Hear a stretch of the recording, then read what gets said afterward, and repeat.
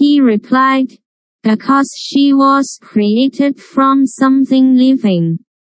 Eve's creation.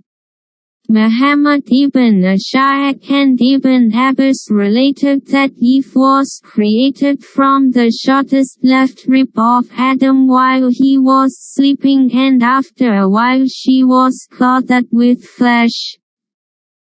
That is why Allah the Exalted said, O mankind, be dutiful to your Lord, who created you from a single person, Adam, and from him, Adam, he created his wife, Eve, and from them both he created many men and women.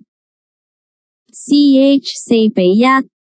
Allah also said, it is he who has created you from a single person, Adam, and then he created from him his wife, Eve, in order that he might enjoy the pleasure of living with her.